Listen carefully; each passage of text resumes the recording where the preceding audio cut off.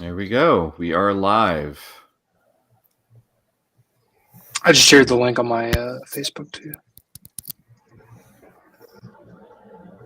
You have a Facebook? All right. Yep, there we go. We got an ad already on YouTube. Sorry, I'm checking us on YouTube as well. Aha. Huzzah. Money! Chad Garrett. Come on. Yes. There. Hello there.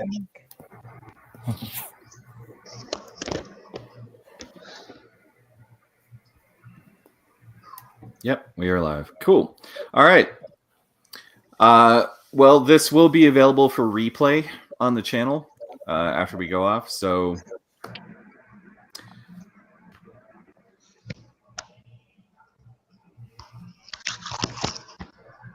If anyone wants to see my cat, Cutie. lure him in with a cute pet. I love it.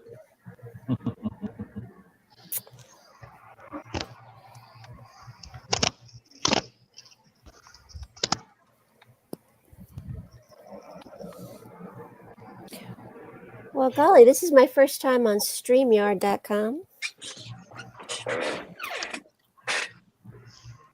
First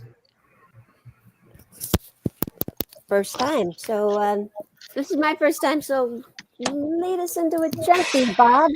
How? I'm assuming you're moderating.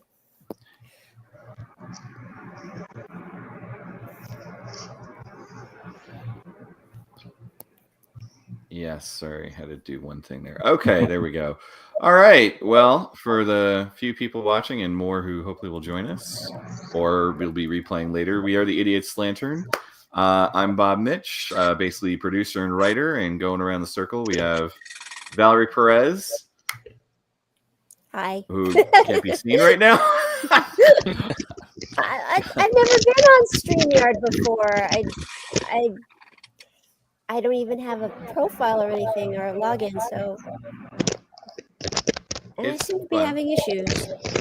I hear myself in a delayed echo, so pardon me when I figure this out. Mm-hmm.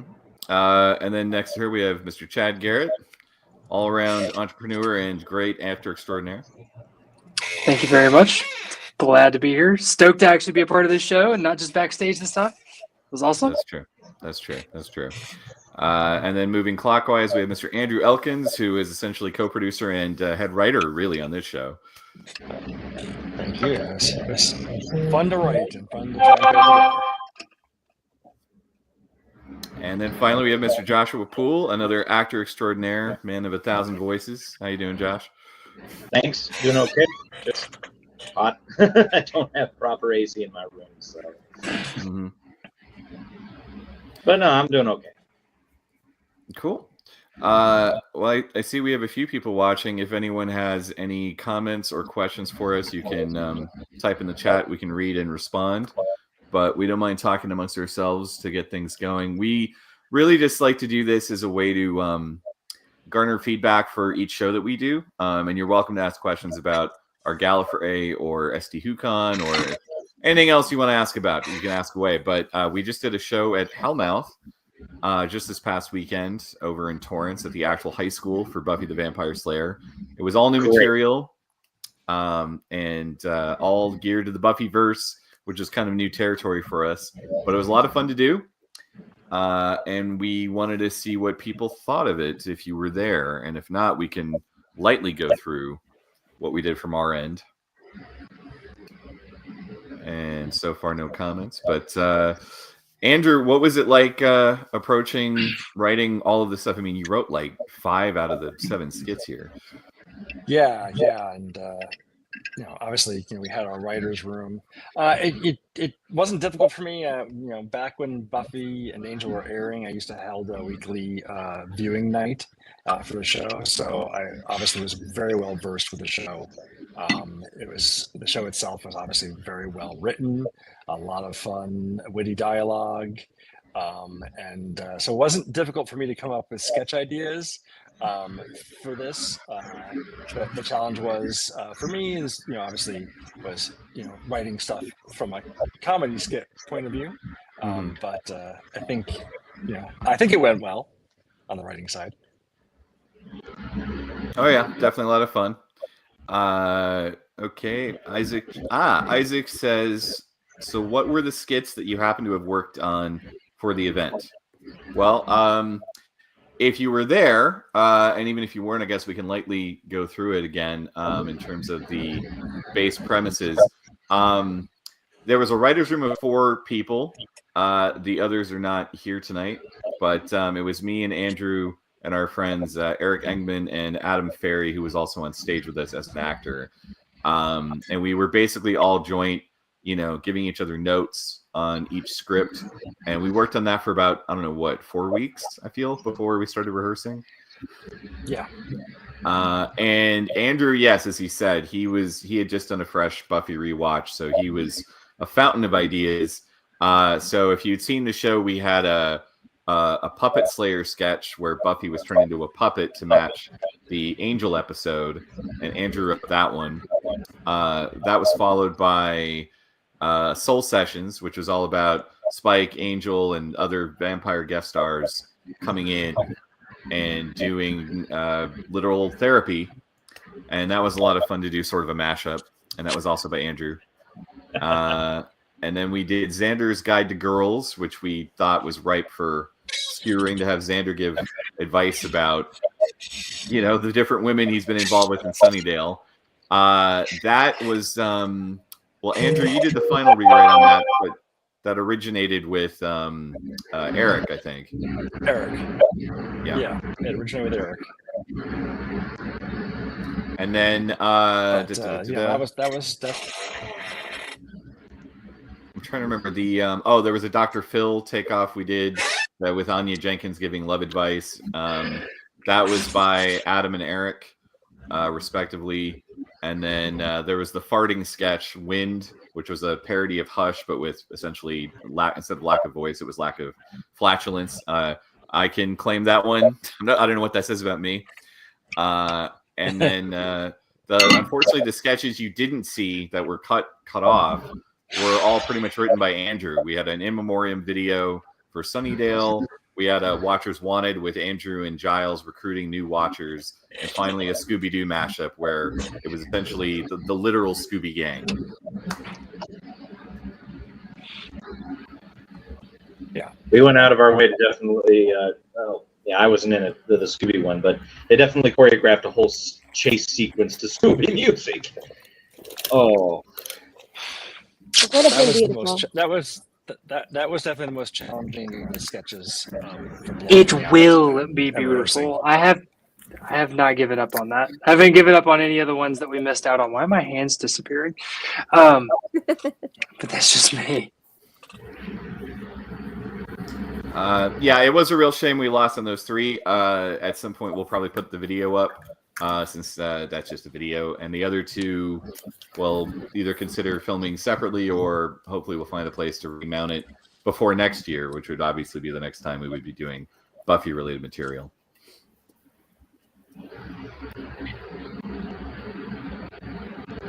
But Valerie, what was your highlight of doing the show? Oh God, it's got to be Puppet Buffy. Not only was it hilarious and adorable, and it was great to work with Adam, who was working the puppet on stage. It was the easiest to be heard at because I could just stand there with my microphone pressed right against my lips, and everyone was able to hear it. It was very hard to remember to put the microphone up while we said our lines, even though we practiced that way.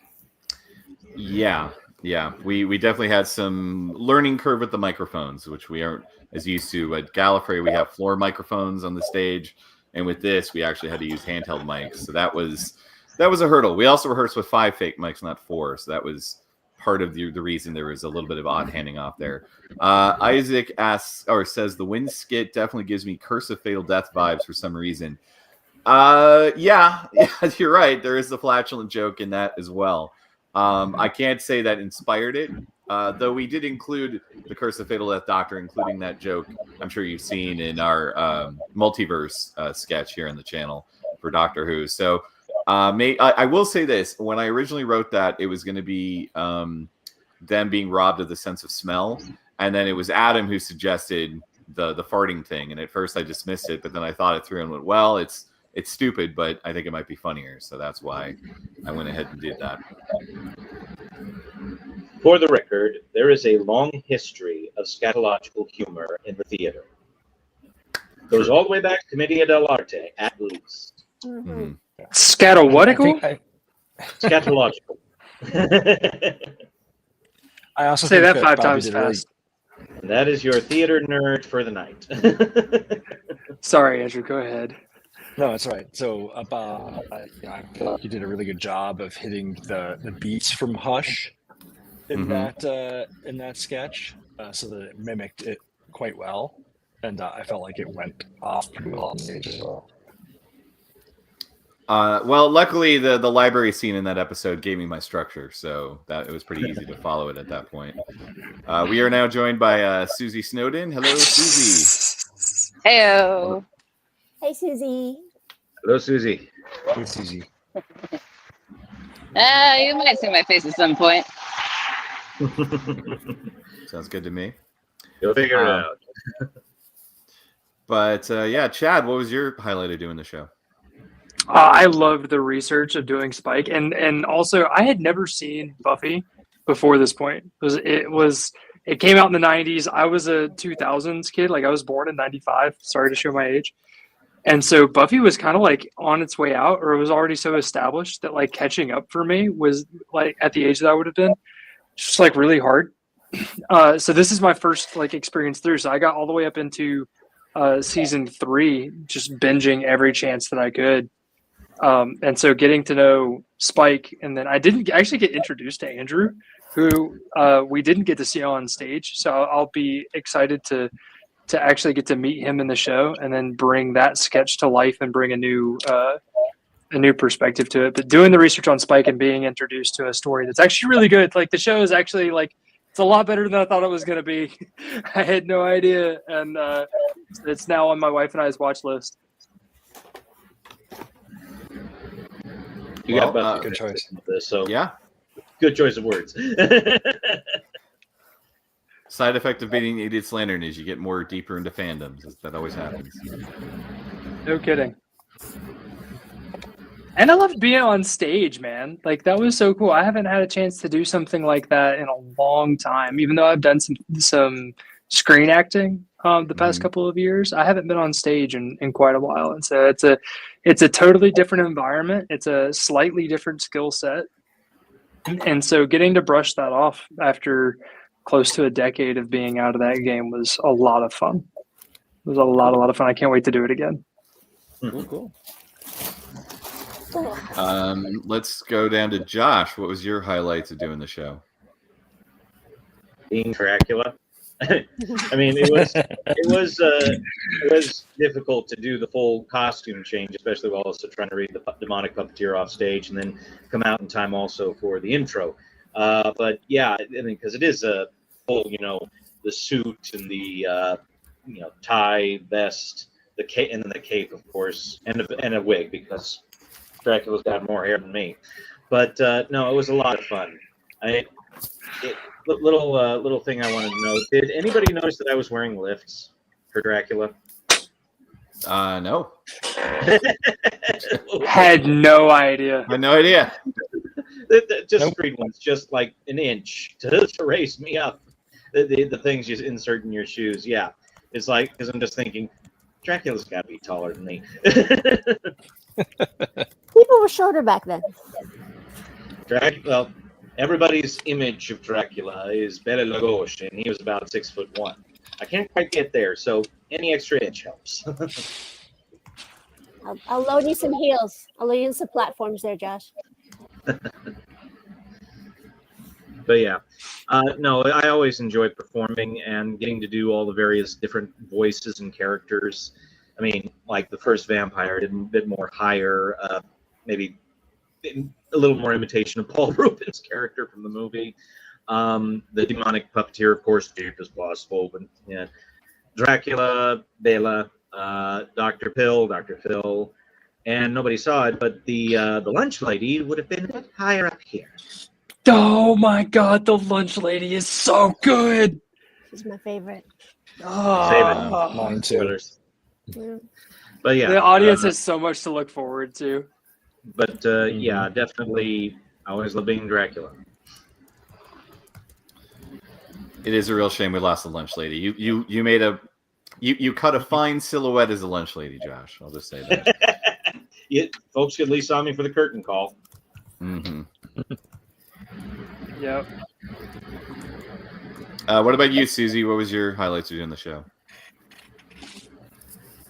Is that me? Yep. Yep. Let's see. Definitely. I mean, I have to say, slapping Bob was definitely a highlight. Oh, thanks. Thanks for that. Oh, good. Thank Susie, you. this is the guy who's in charge of casting. Yeah, I know. I got his permission first.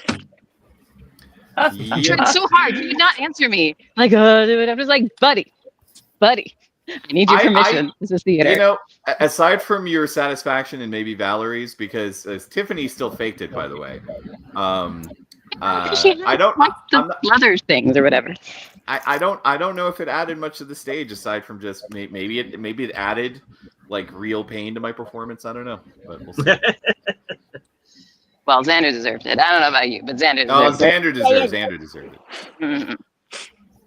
Other than that, I'd say, okay, so Valerie, do you remember in Wind, when we get up because the Vapor Men are there, I don't have any more lines. So I was like, but I still had the mic, and I was like, oh shit, I got to get this mic to her somehow. And I was very proud of the fact that I managed to like sleight of hand, shove it into your hand while we were doing like the circle up thing. I was very proud of that. That happened? Mhm. That's amazing. Not that I could have seen it, even if it were like otherwise. It's Chad's Yeah, Let's try. He was our Vapor Man. You guys probably didn't recognize him behind that mask. I was trying not to fall off the stage. You could not That see was a me. scary effing mask, dude. Gave me a heart attack every time I saw it. It was scary for me too. Being in it was not a great time. No Oh, no. visibility in those kinds of masks. None. It's like, please don't run off the edge of the stage. Please don't run off the edge of the stage. Please don't run off the edge of the stage. God. Yeah, right. It's a real problem. All good. Would have added to the comedy to a degree if I had, but like, But you would have to time it with the explosion. Yeah. There's also a very high stage. yes, yeah. I wouldn't. Have Could wanted you to imagine take if up I off just, of like- that fight though? Well, then you could add stunt actor to your resume. I've Yes. done that too. That's actually already on there. There you go. Well, this is more experience. I 100%. I Yeah. meant to do that. I meant to do that fall. Didn't that look realistically painful? Might have been the only thing that would have saved me. It's the mask. It's the cushion. Yeah.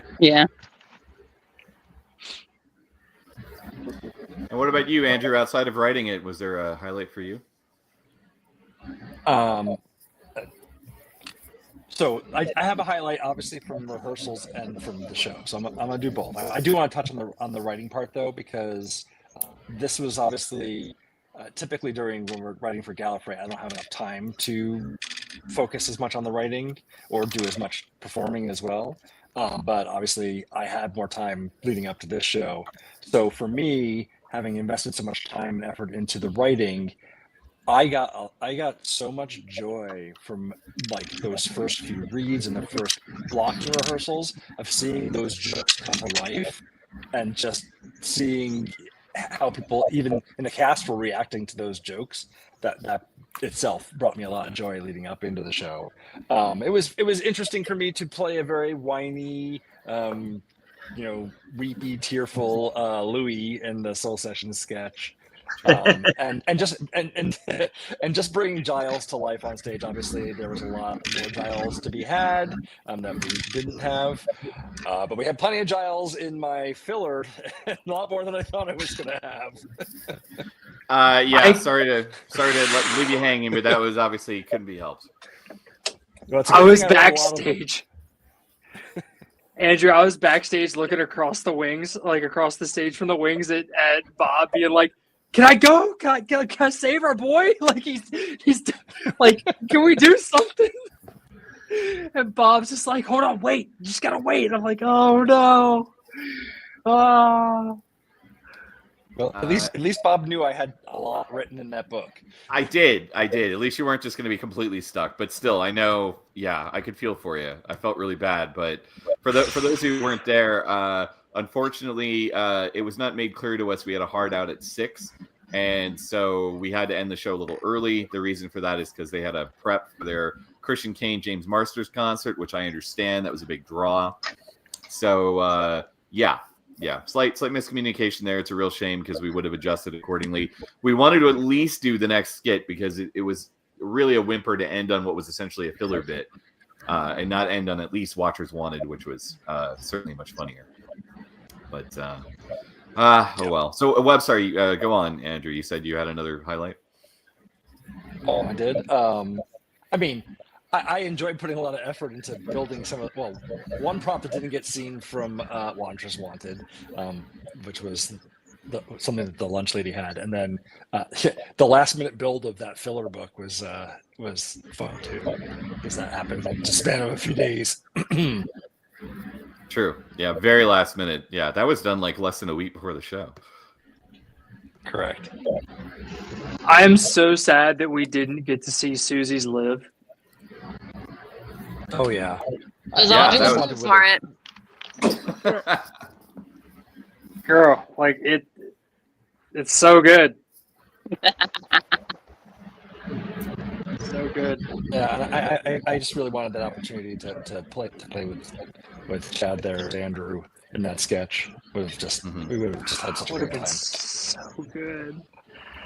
Yeah. I was thinking I of also- during Liv's thing to like switch my phone to a camera and get a little shot of the audience. But I did my reach around. That would have been That would have been awesome. That'd been fun. great. That would have been awesome. A little bit. It'll happen. Yeah. File that idea away. Definitely do it next time. Hey, yeah. Fun fact for the audience, like one of my favorite skits out of all of them is Xander's Guide for Girls. I thought that was actually really, really strong. And the fun fact here is that it almost didn't make the show, at least in the very beginning. Like, Well, that's very true. It was a bubble sketch. Yeah. yeah, Mhm. like I'm so glad it made it in the show. Like, and that it was one of the ones that got to be performed because I really like looking back on it. And the more I think about that sketch, it's like that, just the writing in that one is so strong. Well, that came together again. That was probably the most collaborative script, but I mean, it was Andrew's final touches really shaping it to the actual events of the show, but the concept from Eric and then originally we were gonna have a different actor play Xander, and then when I realized it was gonna be me, I'm like, oh great, yay! It's the Bob show. You did such a good job. I know you were concerned that was a very heavy load for you in that one sketch because it's all you. You have all the dialogue, but you did a great job.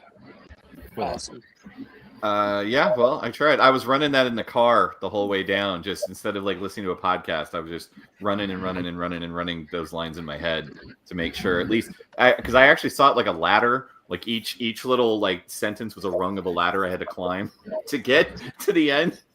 But I'm glad I got there. I'm glad it all came out. My only thing is I watched back some of the footage and I wish I had gotten Xander's voice a little bit better. But oh well, because I know I had it better in rehearsals. But oh well. No plan survives first contact with the enemy. Enemy just being live performance. The audience is not the enemy. The audience is our friend always. But it's always just you never know until it happens. True. Very true. Yeah. So Bob, had we known that the show? I have a question. So have we known that the show had that hard out at 6? What would have been your lineup? I would have made a couple of trims to the video. I know some places I would have cut the video down a little bit. Unfortunately, Xander's Guide probably would not have made the show. It was always a bubble sketch. It was a bubble. That was the one that was like iffy. I probably would have cut Xander. Let me think about this really hard. I would have kept Buffy Dew because that's such a strong closer, and that was a real shame we didn't get to do that, especially for all the effort that went into the Scooby chase that we rehearsed. I think I hate to say this, I might have also cut Dr. Pill. That's what I would cut too. I mean, it's a fun sketch. There's a lot of fun in it, but yeah, I mean that. I was going to say if we had to trim a couple of sketches, I'm like, no, that's fun, but that can go. Also, it's extremely easy to remount. You know, that's the other thing too. Like Buffy Dew had a lot of moving parts. Puppet Slayer had the puppet. You know, there's certain things that like I'm not cutting that. So if it came down to it, those are the changes I would have likely have made. Unless you felt differently, Andrew. I mean, you were closest to most of the scripts, aside from me, right? So that is true. I'm not sure that I would have done anything differently, but I probably would have not made a decision because by you doing that, then everything was written by me, and that's except for Wind. And what's wrong with that? Andrew I don't Elkins, like as directed by Bob Mitch. I get Audience gives it 2 thumbs up. Mm-hmm. It's a lot of pressure to have all the content of a show or all the sketches of a show being written by one person. Because, you know, I mean, I'd be concerned that if I'm not good enough, then the whole that whole always on me if the comedy is not there from the writing perspective. Obviously, the actors make a huge difference when it comes to actually performing the lines and performing that writing. But yeah, I mean, for me personally, I'm like, I would have felt a lot of pressure if it was all me. I feel that, I really do, but at the end of the day, you go where the material is. So I get trying to not have an ego about it, but that's ultimately what has to guide me when I'm doing this, and I'm in that seat for Gallifrey. So yeah, you know what they say about editing: be ready to murder your babies. That too. I mean, would you have cut other things, Andrew? Would you have been like, no, we're going to cut Soul Sessions? I don't know. I mean, I think that, what I liked about Soul Sessions was it was definitely one of the, other than Buffy Dew, one of the few mashups that we really had in the show. Mm-hmm. So it would have been, it made sense to cut, but at the same time, I'm like, okay, it's different enough from everything else that we kind of needed that. Mm-hmm. But yeah, I think that they would have been tough choices trying to eliminate, I wouldn't. Yeah, don't cut anything with Spike in it. Spike definitely had the best audience reaction. You don't take away what the people love. Sure. They want more Spike. Yeah, definitely helped them that James Marsters was actually at the show, not as the convention. So 100%. Well, I mean, I was always trying to talk Juliet into joining us as Drew. It didn't work out, but that would have been amazing. Oh yeah, I would have written that in a heartbeat. Mm-hmm. Maybe it would be easier for her to do something filmed with you. At any of the above, trust me. Any way I could have gotten her in, but we're still good friends, and maybe it can happen next year. We'll see.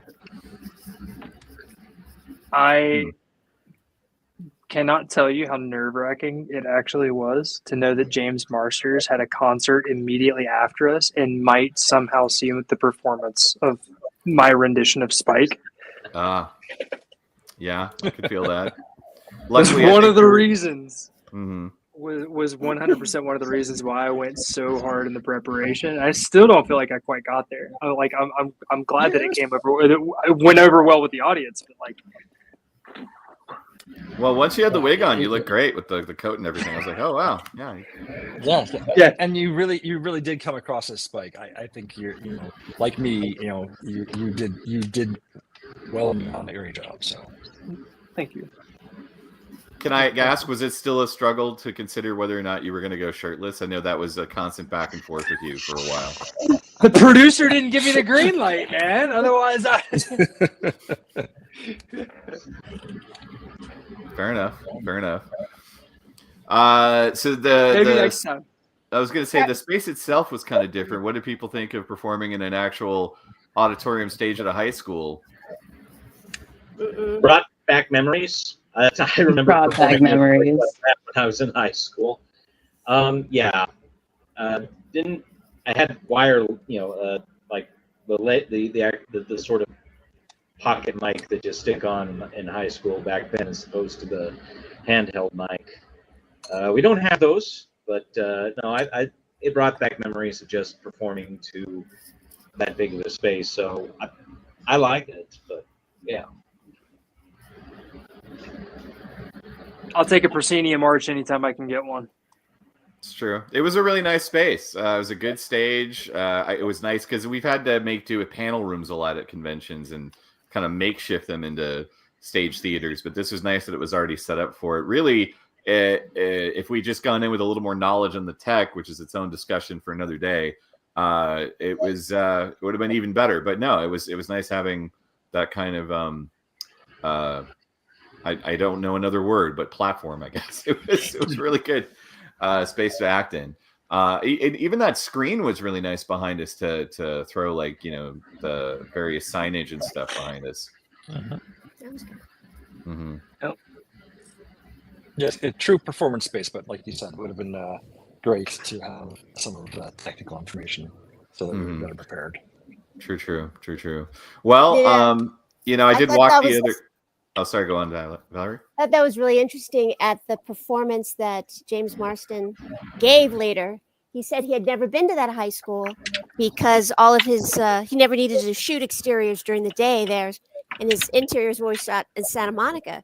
But he explained that the theater where we were at, that whole auditorium hall, got renovated and upgraded thanks to the money the school made from letting them film the show there. So the things that we had access to, I was kind of surprised, but it's because of Buffy. It was there. That's really cool. Huh. Yeah. Neat. All right. I did wonder if he had shot there. I was thinking back on the show, because I've seen maybe like the bulk of Buffy, but not all of Buffy, and I was like, I don't think he shot. He shot. I wondered if even Juliet had shot there versus like the principals and stuff. The challenge being that all the shots for the high school were shot during the day, so most vampires weren't there. Right. That's what I was thinking. Yeah. Yeah. Also, Now, yeah. Go on, Andrew. Was there any? You don't have to tell us what, unless you really want to. But was there any like idea material for the writing that was left on the cutting room floor? Like were there any sketch ideas that you were like, maybe next year? Because I wrote so many sketches for the show, I did not have a lot of time to write more, but I have 3 to 4 sketches in the hopper, idea-wise, already for next year, even though we're probably going to remount most of this show, I would think. I actually look forward to writing some of those sketch ideas as well. And now that we have done this once, I have a lot more in mind. So I'm actually itching to write more. The only script that was written that we did cast aside, and I do think there's still something to be done with it, is Adam did a What We Do in the Shadows crossover with Buffy and I think it was Andrew. And I think there's a lot of fun to be had with those two universes. We just didn't quite find the mix. But that was the main one that got drafted that didn't get used. Yeah. That's cool. Chad and Josh, you guys have any sketch ideas that you could pitch either of these writers to help develop? I'd love to see something from your minds. Well, I am very much an actor. I've never actually dipped my way into writing. I mean, I'll ad lib a line here or there that seems to work well, but nothing coming to mind right to play or play at? I would love to reprise the role of Spike again. I had so much fun with that, and I can't wait to debut the Andrew, because it is so different than it is so on the polar opposite end of the spectrum, literally and figuratively, from Spike, that playing both of those characters in the same show, I want people wondering if it's the same actor. That's like the goal with those two. So that one, being able to do both of those in the same show again will be an absolute blast. Yeah, I was really looking forward to that piece of the show, just the dichotomy of those two characters, and you portraying them, and your portrayal in the rehearsals of those two characters was fabulous. So I can't wait to get this on stage and see that energy. And obviously, that just did not happen this time. As for ideas, I know that I love Charisma Carpenter as an actress. I actually think that she's really, really talented. She took a character that could very easily have been irredeemably annoying and managed to pull Cordelia off in such a way that she's actually kind of lovable in her brattiness.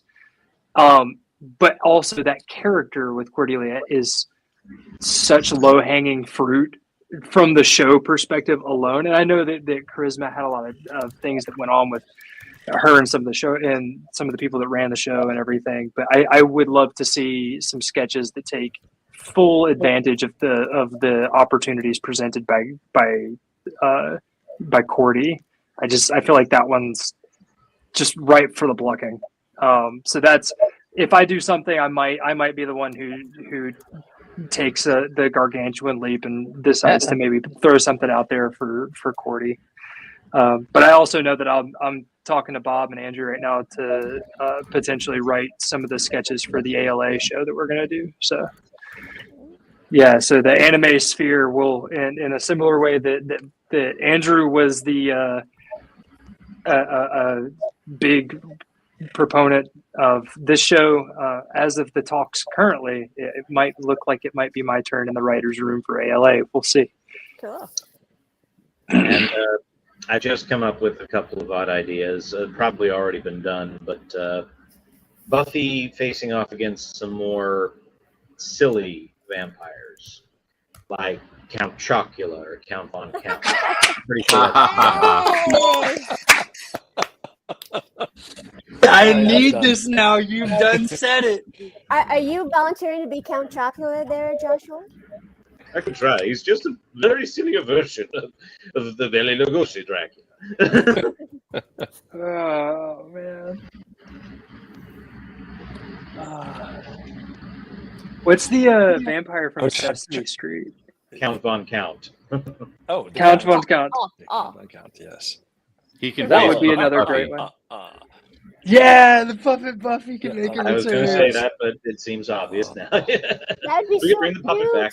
Especially as a little video, like a little commercial, a little filler. Then Yeah. a little aside. Oh, All right. that would be a great and simple to shoot video, Bob. Yeah, you're right. You're right. Actually, I gave Puppet Buffy some love on Sunday and walked her around. I took some pictures with her so I could put it up on our Insta feed. But yeah, everyone was reacting very well to that Puppet Buffy. Actually, you were there on Saturday, Andrew, when that girl had the puppet angel and was thrilled to have them together in a photo. That was pretty good. Yeah. Yep. All right. Well, I'll think about writing another puppet sketch / video sooner than later, because that just means Jordan has to get to work. Jordan did a wonderful job. Luckily, Jordan had a blonde-haired puppet already, and she did a fabulous job converting it to being Buffy.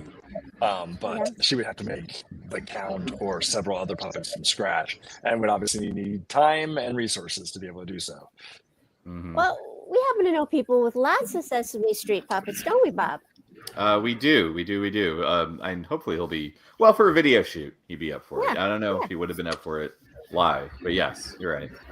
And you can do a lot of voices. I think that we should somehow rope in Chad Evett and make him a sparkly vampire and bring in one of the Twilight vampires in full sparkle. Oh, I definitely wanted to do some with Twilight for sure. Yeah. Twilight, and if there's one person that I know that would get absolutely bedazzled and just do everything with it, it would be Chad. Mm-hmm. Yeah, Dude would go nuts. That just reminds me of something else. I kind of want to have, the literary vampires, Ruth Vin, Carmilla, Dracula, even Varney, all at some point talk about, why does everybody burst into flame and sun now? We never did that. What's these kids these days?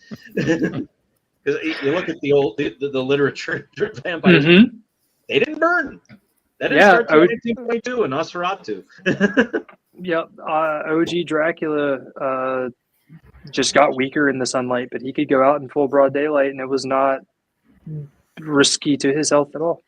Nope. Very interesting. He also like commanded wolves in Dracula, like in a Oh yeah, different that way.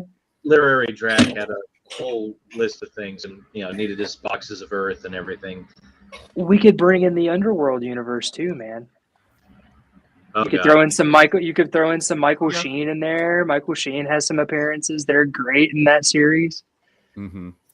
I love those movies. Those are What if some you of my did favorites. Cordy as the Kate Beckinsale character?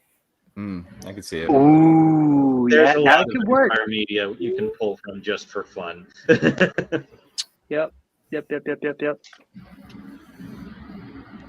role Great. I can playing see. vampire. Now let's have a whole bunch of vampires role playing human. Business meeting. Or I can see mortal, some rather. fun with werewolves too, with Oz and the whole werewolf thing. Oh yeah. Oz meets Jacob Oh at God. some point. I'm not going shirtless. That's what we have Kevin for, right, Valerie? Sure.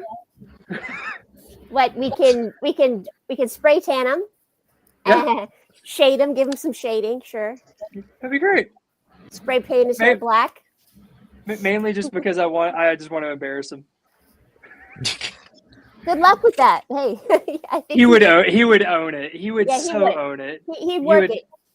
100%. And that's the best part is we would go into it as like half joking, and it would probably be amazing. And we would all come out and be like, "Why are you so damn talented?" Like just. That sounds like an interesting challenge for our writers. Andrew, can you write a sketch where you're just basically trying to embarrass the heck out of Chad and Kevin and see who breaks first?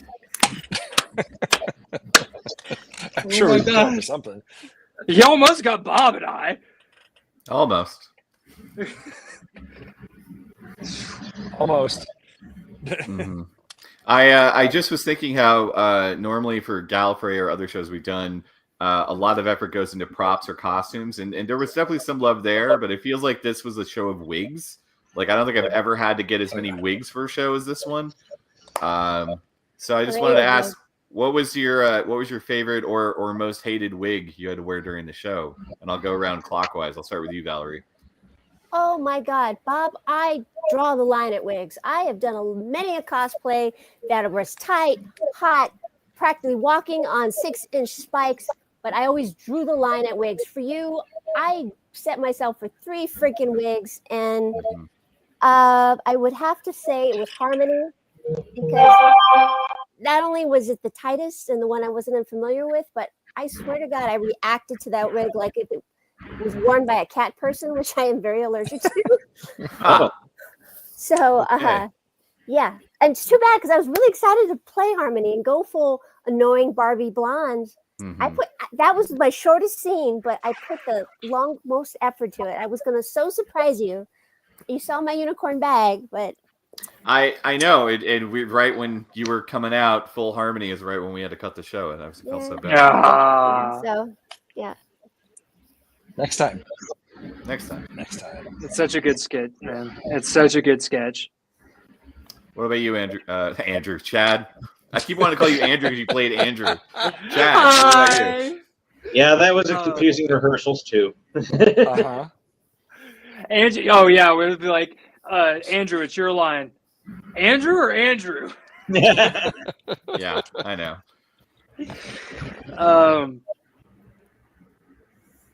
By the way, I keep Though seeing I love people the- coming in and out of the chat. If anyone watching has a question, just ask away in the comments and we'll answer it. All right, go on. Please. Go on, Chad. The Andrew wig, I felt like was tighter but looked better overall. So and also it really, but it had this weird kind of Bieber sweep going on to it, man. That just really allowed me to. All of the clothes for that outfit were mine, right? It was one of the few ones, like the Vaporman was all mine, but like Spike was some of mine, and Josh provided that awesome duster, and the wig helped get there because the color was different. There was something about the Andrew wig, man. When the Andrew wig went on, like it was on, and Mhm. I was so ready to go. That's when the adrenaline hit, and it was the entry wig for me. Cool. Yeah, I can see that. I can see that. Andrew? I only had one wig during the show, and that was the Louis wig, which luckily my partner styled for me because it was all this loose, long brown hair. So when it was put back in the ponytail, it did not look like, as Valerie put it, a mermaid wig.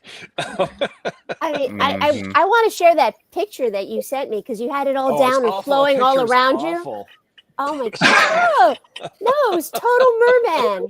Yes, that was a shampoo commercial, my friend, and you were working it.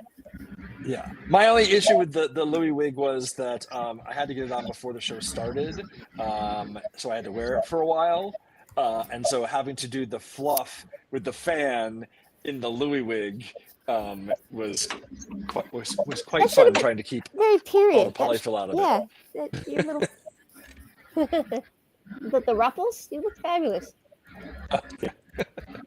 His fire hazards. Yeah, or getting hair trapped in the fan.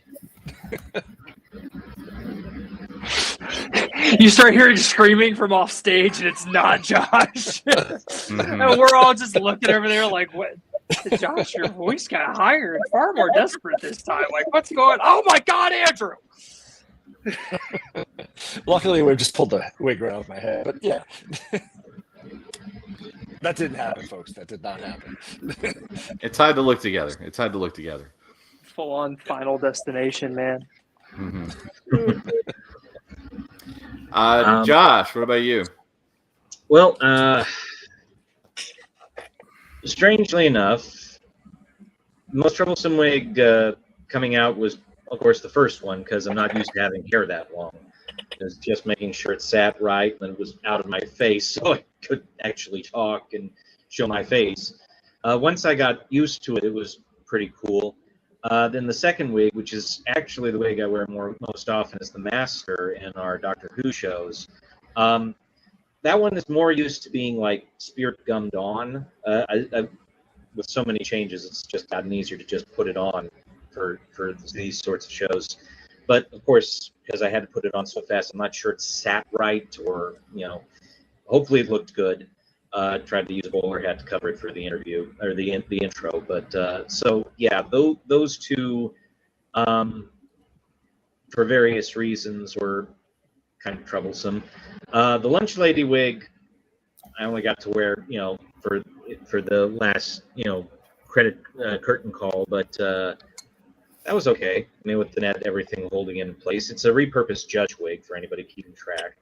Well, of course, there was also the hairpiece I wore for Dr. Pill. Made me look bald. Very realistically, too. I'm wearing it Very, very Yeah. realistic. You're so Dude. method. Were you having trouble with the Dracula wig? Because I noticed you were late coming back on stage for Soul Session. I'm like, where's Josh? What's going on? It wasn't the wig, it was the coat, the cape. There's this tiny little hook. Just trying to get it on. See, Okay. no capes. See, this is why. No capes. That's what took so long for Soul. That's why I'm like, I wish we had a stage ninja or whatever off there with my cape to help me get it on. That would have made it much faster. Yeah, the luxury of the luxury of a dress rehearse and tech rehearsal with us would go a long way. I know. Oh God, yes. Yeah. Okay, well, good to know. Susie, what about you? Susie hasn't been on for a while. She's she seems to have dropped off, unfortunately. Oh, all right. Well, I see. She did in. Oh, there she is. Oh, She's Yay! back. Hey, what up? Speak of the Susie, and she shall appear. Yeah, right. Sorry about that. All right, so we were asking favorite or least favorite wigs from the show. What were yours? Honestly, I mean, I know it was like so red, but the willow wig that we didn't go with, I dug the style, and although it would have been too red, I still liked it. But wig wise, I mean, it was mostly just oh well, okay. So there was a regular Willow wig. That was very nice. But then I realized, like, the week before, I was just like, oh, I don't have a wig for Liv, who is just this live streamer, who walks in on the Watchers interview, and I was like, oh man, like my hair is so lame right now because I've got it braided up, and I've got it just like attached to my scalp, so it's like it'll be easy to put wigs on. And I'm like, Liv can't have lame hair. She is an icon who has however many followers and has however many slay hashtags to her name. Like, she has to have at least semi-fabulous hair.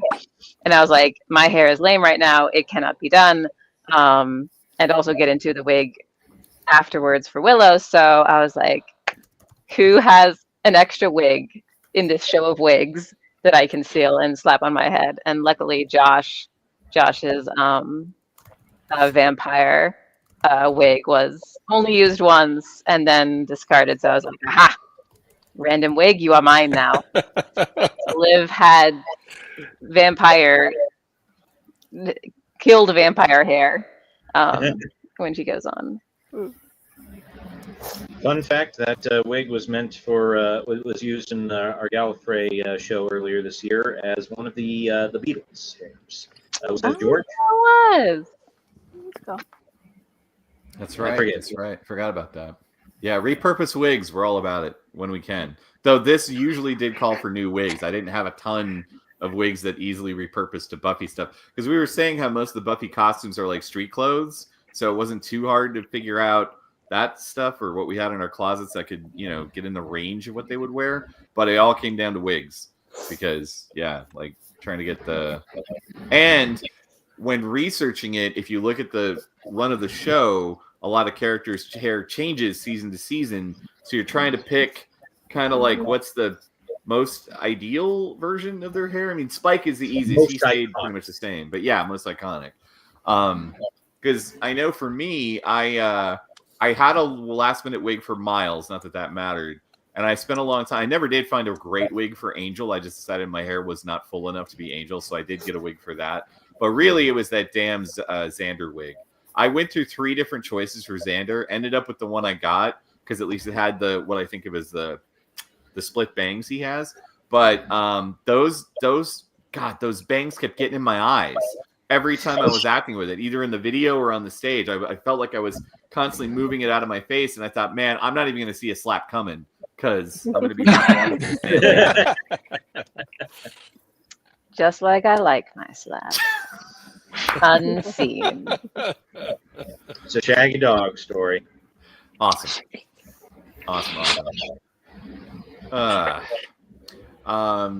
Well, was there? I noticed that there were occasional. You could say in a lot of ways there was a lot of little mishaps, but was there a big mishap that stood out to you doing the show? And I'm gonna start backwards again. How about you, Susie? That sounded like one. The highest register I've heard Susie hit so far. Oh, I got range, baby. Mishap. Oh well, I mean, mine might be a little bit boring, but like I've done many a theater show, and like the ability to get back on script when you get off lines is always a really nerve-wracking but really exhilarating moment. And there was a part in Wind, because the lines are a little circular like that, where I could see it happening in real time. And I think through collaborating through all of us, sort of like prompting each other, we were able to get right back onto schedule and keep on going. And I was so proud of us. I'm like, you guys, hell yeah.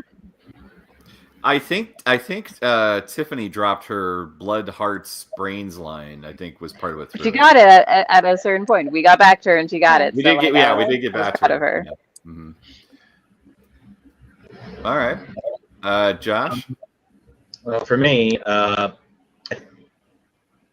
Mostly it was just how long it took me to switch over to full Drac mode. That took a bit longer than I would have liked. Once it happened, well, I was a very sweaty Dracula, but I managed to come on and be good enough. Just everybody waits for me when you're Dracula. You are the life of the party, unlife, as it were. So that would be one. The only other one I could think of is that when I first went out in the first sketch, I don't think I turned the microphone on, but I'm not sure if it was actually hot for my first line, but it then picked up pretty quickly. So yeah, I could tell when you were doing the Puppet Slayer demon backstage and you were reacting to the being essentially cut up. Yeah, your mic wasn't on. I could hear you backstage, but I knew it wasn't going out to the audience. It was meant to be on back there, so I don't know what was going on. Yeah, I know. Mishaps happen. Andrew? So I totally expected the polyfill to be blowing all the way across the stage. Because when we first tested it, it went pretty far, but it didn't go as far as I was expecting it to, which actually was like a thing for our stage crew because they were actually able to suit up pretty quick. But I expected it to. That was my kind of like, oh, this is not going as far and as wide as I was expecting or hoping. And obviously, the only other one was during my filler, just being there, starting in my head, going, why am I going through so many of these pages? I'm like, I was trying to stay on book, but also figure out what the heck's going on backstage as I'm out here for so long. Yeah, I gotcha. But it looked great. I was in my head. That's how I saw it coming on stage. So I thought it looked fine. Okay, that's good. What about you, Chad? The initial show opener where the lights went down and then whoever was in control of lights didn't give Andrew time, or not Andrew, Adam time to get behind the chairs. Yeah. So the lights came back up and then we saw Adam walk behind the chairs and everybody's like, why is he climbing behind the chairs? He's down there for a really long time. What is happening here? Right? Yeah. Like it was just, that was a bit, that felt odd, and I think it sadly, I think it had a marginal effect on the tone of the rest of the show, right? Like starting off with a bit of like that's kind of awkward. I felt like just kind of, and then we had a mic issue because when Tiffany went on, she was a tad late, right? Like she's the second person to go on after Josh, and there was no mic for her because we didn't practice with 4 mics. We practiced with 5, and so we didn't know who to hand it off to. So that was both of those just being a 1-2 punch back to back. I felt like set an odd pace for the show. It's hard to bounce back after something like that, and we managed to decently well until we got another curveball thrown at us, especially at the end there. But like showbiz, man. So that's the big thing, is making sure you have the opportunity to start strong. That was the bit. That was like. No, you have a good point. I was watching the footage again. I didn't realize or remember her being delayed as long as she was, and I know it was over the mic issue. And that just comes back to that's not even so much about tech. It's just about mic placement. Like we could have made do with 4 mics if we had better planned, aside from the 1 hour we knew it, to figure out where every mic was going to be or be replaced, and if the mic on the cord had been working, all these things. So yeah, I know what the problem was. Totally. Valerie. Yes, I started the first sketch with the corded mic, and I wasn't sure to yell or do what to do or who to talk to when it wasn't working, just wasn't turning on, wasn't hot.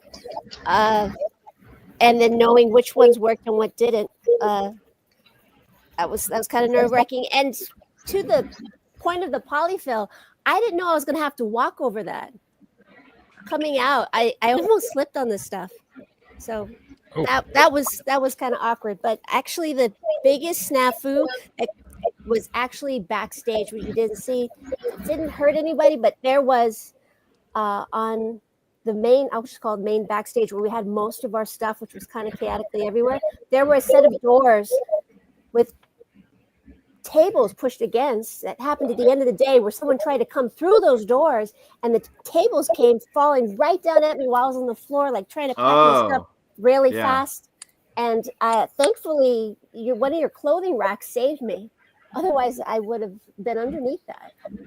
I was moving really slow, and that whole time, you're sweaty. You're trying to put costumes and things off you, and everything's sticking. You have to try and pack up, and I wasn't paying attention as that stuff was slowly coming at me. And Girl. So that could have been bad. Well, I'm glad my costume rack can save you. Me too. As for me, we're going back to Xander because two things. I hurriedly got into my smoking jacket Xander in time, and then I was waiting forever for the music cue. No music cue was coming, so I literally stepped out to help Carl to cue the music, and then I realized, oh my god, I'm not wearing the wig. So because I just been Angel, and I ran back, put the wig on, and I'm still waiting for the proper music cue. It's not coming, so we had to radio for it. Then he plays the wrong cue, and then it played for way too long, and then finally the right cue, and I came in. But you're right, Chad. That just added to more hiccups in the show that it just didn't need. And it just started with those first two, and we would have been smooth after that. We probably would have fully recovered, but we kept having those little rocky bumps because this is what happens when you're essentially doing a tech on the fly. Yeah. One of the biggest pieces of feedback that I got that was critical was when you guys were in the skit, the writing seemed fine. It seemed like it was on par, but there was something about the pace of the show that the pacing felt slow. And that's why. It's because we weren't rolling. We weren't continuing the momentum, one joke into the next joke the way it was written to happen. It was all of the small little hiccups that were happening that were just it was a monkey wrench in the gears. Yeah, no, I could see that. I could see that mounting up. Yeah, totally. Oh well, I mean, live and learn.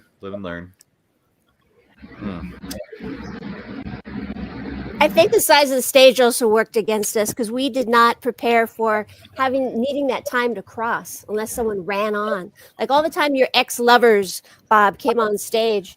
One, I couldn't hear from the side I was entering on to hear my cue, but it would have made more sense if we had some kind of black flats on stage for us to appear faster, shorter distance, and it would have been easier to hear. Sure. Well, again, if we'd been familiar with the space, we could have done that, or simply had run it in the space to have adjusted our entry time as accordingly. We're always dealing with that with almost anywhere we've been to. I mean, even with Gallifrey, we remember kind of that stage space, but there's always some adjustment that takes place because we rehearse. For anyone who doesn't know and hasn't seen the rehearsal photos, we do the bulk of the rehearsing at my own condo, and it is much smaller than most of the stages that we've performed on. So there's always an adjustment period, sadly. But I hear you. Totally hear you. Working on solutions there. Yeah, no, I mean, learning curve is always. That's all you can do is take it away and figure how do you do better next time. Damn it. Well, I did appreciate that you told us early on to practice. We had mics, getting used to having something else in our hands, but having more scenarios in the future depending on the space. I mean, having a long, slow entry, having to work into the timing of a piece, that's an art into itself. Yeah. Well, again, I never got any definitive answers about the stage of the tech until literally the day of. So it was not for lack of trying. No, I get you. It's just one more curveball that if we had more time, we could have rehearsed for. I was half debating making a recce down to that high school myself and seeing if I could just see it. If someone could just walk me through it. I don't know if they would have let me, but I was highly considering trying. Yeah, I bet they would have. I bet they would have too. Hey, I've got a question. I was a last minute entry. How far ahead? How long have you guys had been rehearsing before I joined this little session? I don't think we'd actually started rehearsals before you joined. We'd only been doing the writing phase, if I remember rightly. Right, Andrew? That's correct. Yeah. So everyone got the scripts the same time? Pretty much. I mean, maybe you got them a few days later than most people, but it wasn't like there was a separation of weeks. Because I think a couple of sketches that the first ones I've seen, they were already on draft 4. Yeah. We had done about 4 weeks of writing before you saw it. Yeah. So 4 weeks plus the amount of time rehearsal. That's how much. How much time do you think overall was spent the timeline for developing your first Buffy Idiot's Lantern? It's the typical timeline we try to put towards most of our shows, which bare minimum is 6 weeks, but this was like 8, I want to say, Andrew. Yeah, I mean, conceptual-wise, I was coming up with some of the ideas even before those 8 weeks, but we had 8 solid weeks of writing and rehearsal. So there you go. Little glimpse into what goes on into a typical Idiot's Lantern. We've managed on less, but we try to ideally have about a month to write and rewrite and pitch, and then another 3 to 4 weeks to rehearse. Sorry, I'm just seeing if we have any other. We have a cycling number of like 2 to 5 people that come in and out of the stream, but no other comments. So I think they're coming in to see if they could see Spike again, and when they don't see him, they leave. That's what it is. Or they're coming in to ask Doctor Who questions and think it's out of place with it. And I don't mind taking a Gallifrey question, but maybe people are like, I don't want to ask Buffy stuff. This is true. There is quite a cauldron of pop culture knowledge amongst just the two of you guys. I mean, try to stump us would be. I would say between all of us right here, we're all big pop culture nerds in various things. So yes. Josh, tell me, what's your big pop culture kink, niche, thrill? Kink. Ha. Gargoyles. Gargoyles? Animation gargoyles? Oh wow. Yes, the Disney animated show Gargoyles, and the comics that have been made by the creator since for the past 20 years. Well, I mean, they had about 18 back in the aughts, and now currently another 18 or more right now. He's writing more. Well, maybe you should see about giving some gargoyle love, even if it's just on one aside. It might come up. If I can think of something, but like I said, I'm more of the actor than the writer. So Mash up Buffy and gargoyles. I've read fan fiction about that. So Oh, that doesn't count. There's fan fiction about everything. It's true. What is it, Rule 34? Yeah. There are no exceptions to Rule 34. None. I feel like there's Rule 34 exceptions for things that haven't been made yet. Oh, you sweet summer child. That's how 50 Shades came to be. Jesus. What about you, Chad? Aren't you? Would you say anime is your big thing, or? Yeah, I spent the majority of my youth digging into anime, and I'm also a massive Batman nerd. So I've played the games, I've watched the animated show, I've gone through lots of DC stuff, all the way through the Flashpoint movies, the 26 direct-to-video movies that Warner Brothers put out with DC. So that's my big niche. I'm a Batman anime kind of guy. That's my big thing. Seen Young Justice? That's one I haven't gotten to yet, actually. Oh, it's excellent. I will recommend it. All four seasons of it so far. Seasons 3 and 4 were after they were let off the leash, so they're a lot more graphic than the first couple of seasons. But of course, I'm biased. One of the showrunners is creator of Gargoyles, so. I'm also a huge Lord of the Rings geek, and I'm a big Wheel of Time geek. So, like, I my heart broke to smithereens whenever they canceled the Wheel of Time after this most recent season. It just had its 3rd season. It was amazing. They were doing so well. So that's my big all-encompassing fandom. What about I you? totally Susie? see you cast it on that.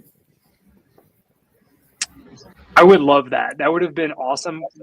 Nigel and I are both hoping that Apple TV actually picks it up because we think that Apple TV would be willing to put the money into it necessary to continue the progress that they had already made in a lot of ways, especially if they could keep the same writing team. Because the writing team, for the most part, really knew what they were doing.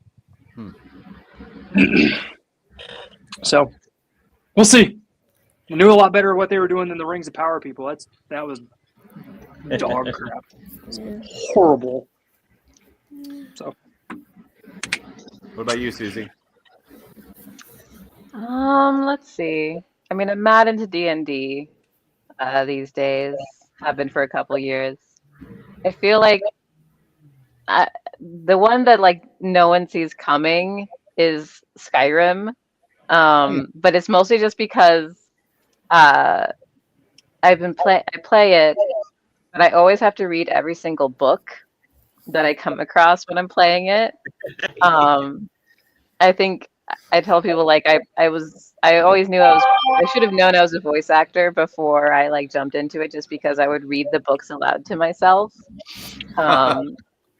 They're just, I don't know, I feel like they're so well written. Like they're definitely written by like history nerds. Like I feel like most of these books are either inspired by or like directly drawings from actual historical events, just in a slightly more fantastical world.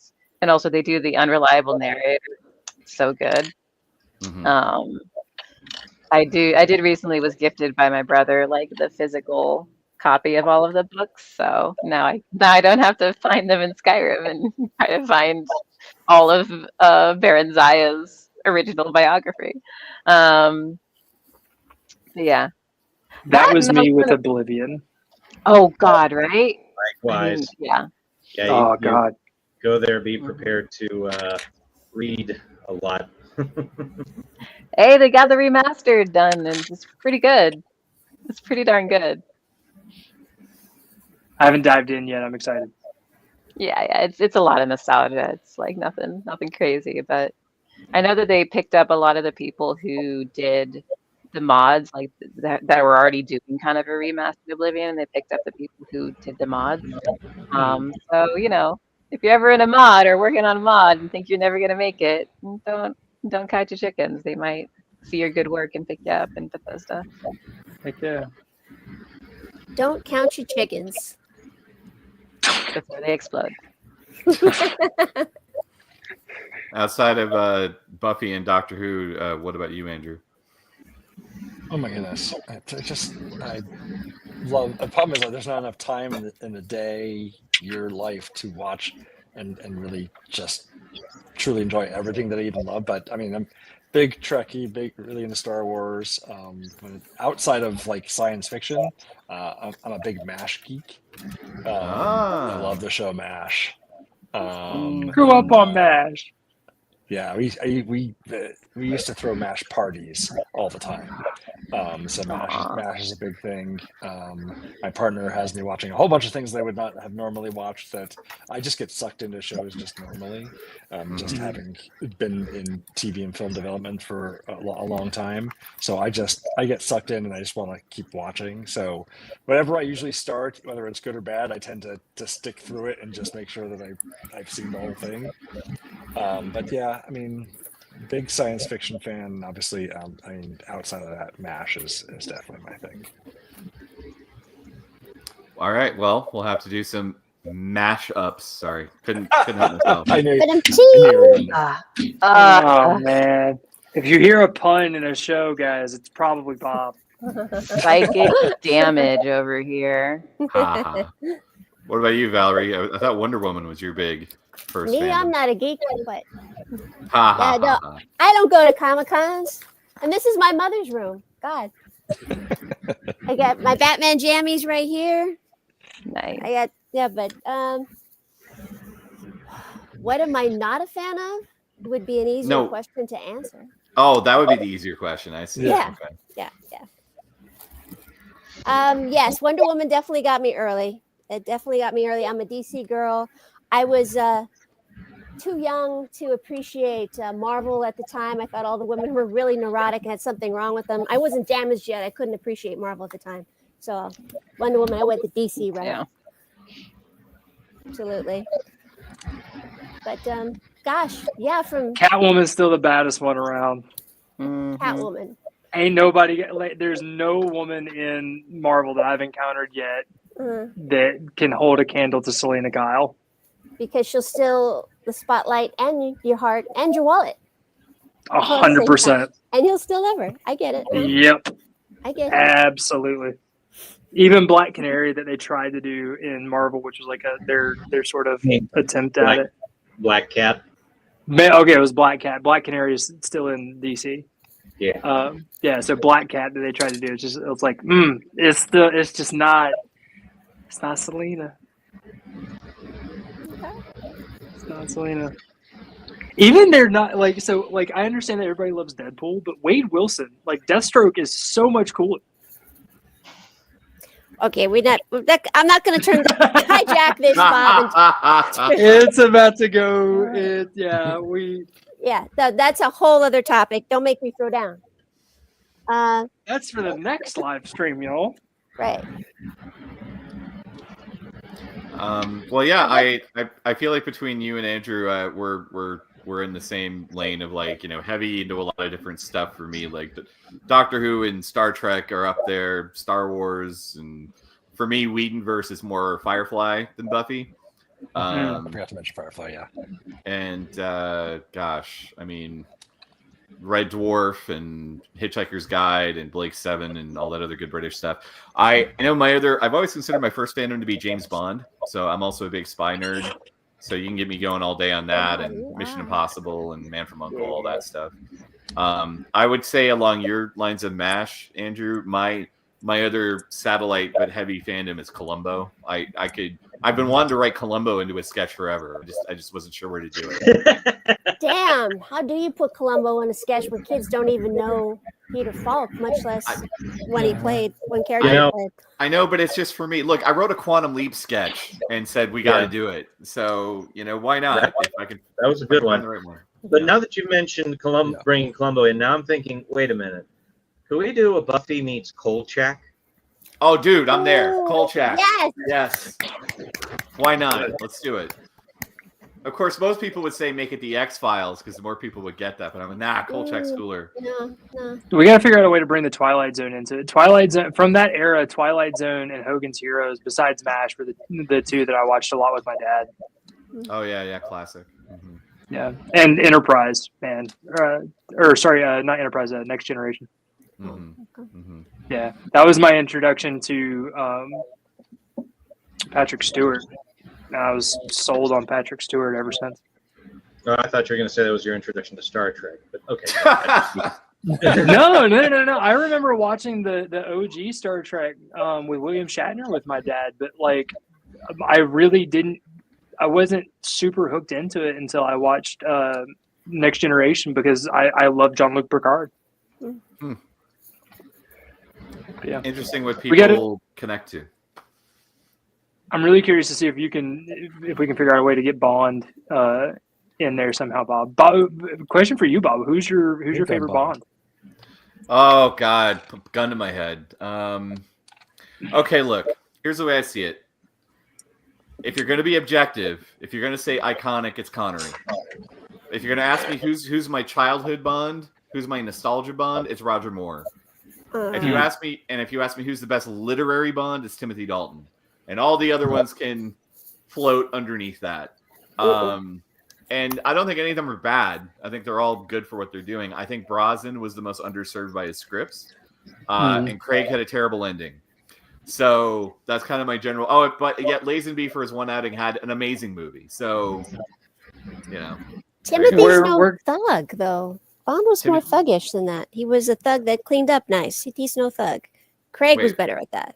No. Now we're gonna throw down. No. I'm sorry. If we're talking serious Bond, to me it's always Dalton over Craig. Always.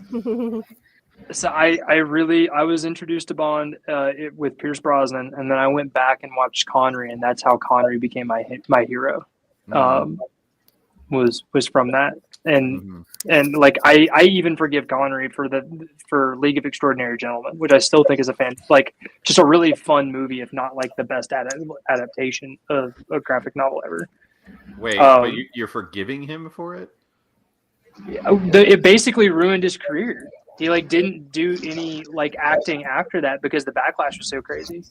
Yeah, but he was pretty much on the verge of retiring. It wasn't just that. Well, it was like this. It was like, you've all heard the story. He got the script for this movie that takes place inside computers. They want him to be the Matrix, the mentor character named Morpheus or something. He didn't understand it, so he said, forget it. Made money. Then they wanted him to do this weird fantasy thing where he's going to be this wizard who dies and comes back. He didn't understand it. Let it pass. Lord of the Rings made money. So here's this other script based on this comic book thing, with all these literary characters come together. He didn't understand it. He said yes. He's not going to make the same mistake a third time. Bombed. At that point, he's like, okay, I quit.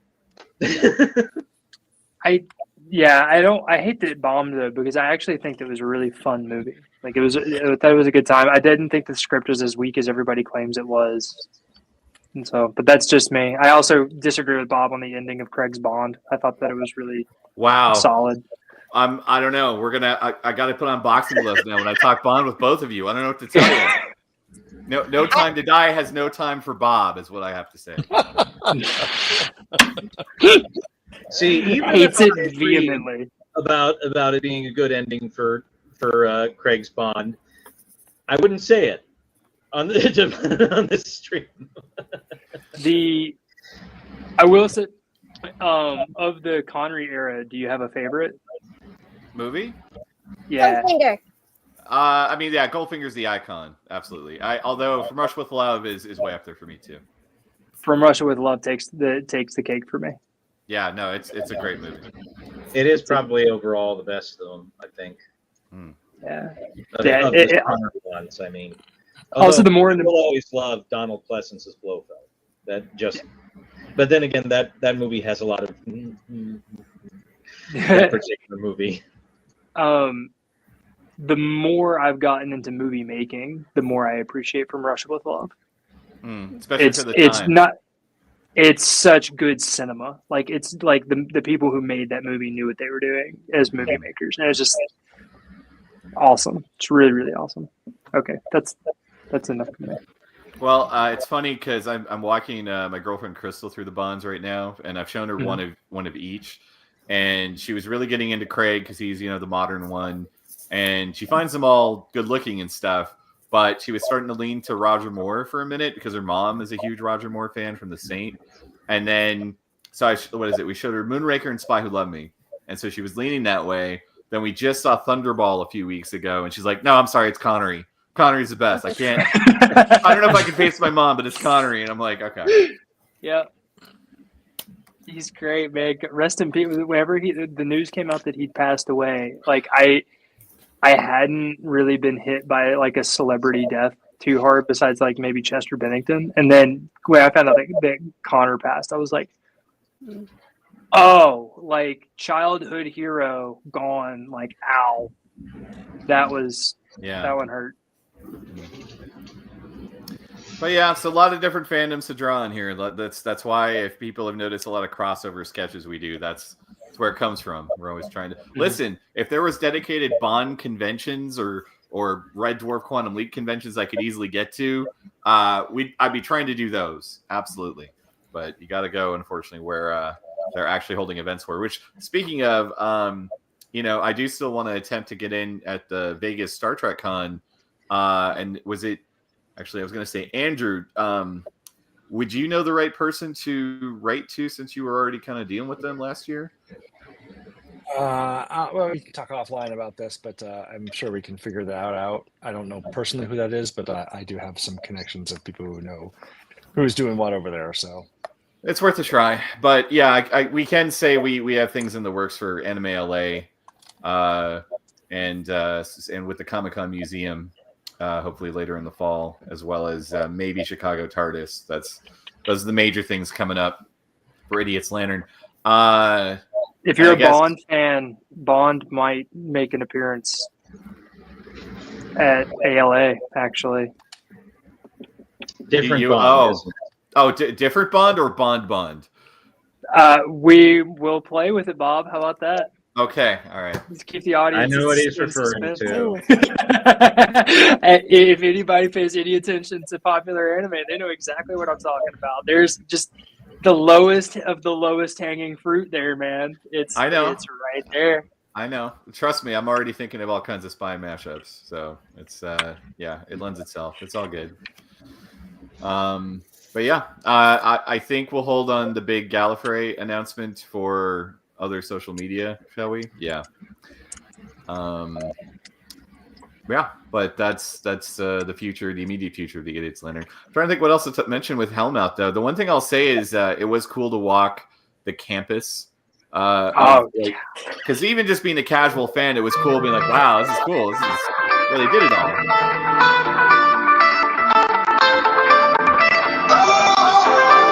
What is that? I guess Josh. There he goes. I was like, what That is my alarm telling me it's 9 o'clock and time to give my cat her medicine. You're a good cat dad. Good cat daddy. Cat daddy. Okay. No, but you're right. I love the atmosphere they did at the high school with the banners and the homecoming and the front, the sign just in front of the school. It's such an old school high school. Just standing there took you right back to so many things you would have seen on screen. And they had these fun posters that they had around of like Sunnydale High Drama presents Nosferatu. I saw which that. I was like, that's so clever. It's great. Yeah. No, lots of good little touches to make you feel like you were, walking the hallowed halls and stuff. That was pretty great. And just those iconic steps with the fountain, like just hanging around there. Because, again, I'm not heavy into Buffy, but I know it enough to go like, oh, wow. It's like, it's neat to kind of be where they shot stuff as sort of a standing set because most real sets are long gone. You're not going to be able to go to a TARDIS set really. You know what I mean? So it's kind of neat to have that there. So, yeah, very smart of them to hold it there. I guess the person who used to own the Buffy house would let them do tours, but unfortunately they passed away, so I don't know if that'll ever come back. But that house also, at least as of then, was virtually unchanged from the show. Wow. Wow. I didn't realize that they shot like actually in like I knew that they would have had to have shot in the house, but I thought that maybe they had like built a stage recreation of parts of it because I know that the library was a stage and a couple other things. But man, if the library was real, that's where I'd be hanging out probably the whole time. I was asking Najong when we first got there. I was like, I got to figure out if this library is real. I got to go tour the library. It turns out that Andrew just gets to sit in it constantly. What are you doing? Yep. Yeah, that's what happens when you play Giles. Dusty old books. This would have been a truly impressive library for a high school, but it was completely a set.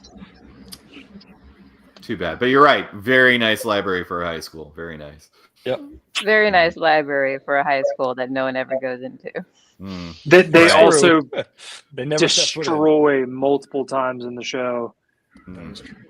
And just magically have like, why is there a full like lockup, like restricted section cage in a library that they like conveniently have so that they can lock up Oz? That's where they keep Catchers in the Rye issue copies. All the banned books are over there. All the banned books are there. I'm more used to the locked cages in libraries being in the college libraries rather than high school. But those do exist. Fun stuff. Well, we've been at this for 90 minutes. We've answered the couple of comments we've had. The handful of people that come in and out, hopefully they've enjoyed this. But I think we should just have some closing thoughts and wrap this up. I will go forward again. How about you, Valerie? Closing thoughts about Hellmouth? Closing thoughts about Hellmouth? It was a nice surprise to do. I had lots of fun with you guys, and even though we never had an audience for everything, I wouldn't trade it. Thanks so much for including me in the shenanigans. Always. Chad? I had way too much fun. Can't wait to do the next one. Can't wait to see everybody at ALA or sooner. I'm excited to get to writing for the ALA stuff, man.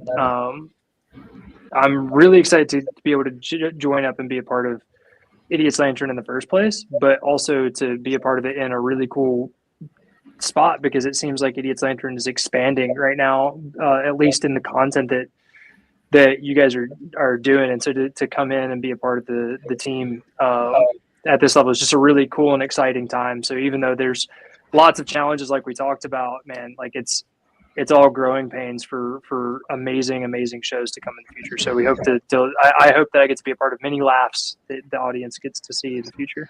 Well, thank you. Yeah, absolutely. We are definitely expanding is a good word. A good word indeed. Andrew? I was obviously really excited that we were asked to do Hellmouth. It gave opportunity to really stretch and create a brand new show with brand new material since we've never touched the Buffyverse before. I look forward to future discussions with the con to see how we can improve our presence there and obviously improve the setting for us performing would be amazing. So overall, I mean, I'm excited about what comes next, obviously for this and Hellmouth and all of our future opportunities that we also have coming up. Me as well. Josh? I want to do it again. If Hellmouth has us back, I'd love to return, try more of the Buffy stuff, including the stuff we didn't do. I mean, we can come back, we can do it again, or do it next year, or just onward and upward. All you can do. All you can do. Susie? Hell yeah. See you next year. Stay cool over the summer. Yeah, echo all the above. Despite the hiccups, it was fun. It was a good atmosphere con. I'd love to go back and just smooth over the hiccups and either remount some of the stuff, definitely put on the stuff we didn't get to show, and deep dive into some of these other ideas we've all had, because I know you've got a bunch, Andrew. I was talking a bunch with Adam. There's a lot more to be had, a lot more fun to be had. And I never really thought about doing Buffy, but there's a lot you can do between Buffy and Angel, and then just the world of vampires. Lots to be done there, and I think we could have a lot of fun. So definitely look forward to more, and I look forward to doing all the other shows too. I hope we get a chance to stretch our wings at anime and Star Trek and other good areas of pop culture, because we love Doctor Who, and that's always our foundation. And I'm never going to say no to doing a Who show, but there's a lot more things to do, and I think we'll have fun doing them. Agreed. Yeah. All right. Well, from the idiots here, we're going to sign off. I'm sure people will end up seeing this in replay, but maybe we'll do another one of these, and if people want, we can do a more general talk back later on. So if you do that, just please send me a message or leave a comment. All right. Take care. Bye, guys. Good night. Good night. Night. Adios.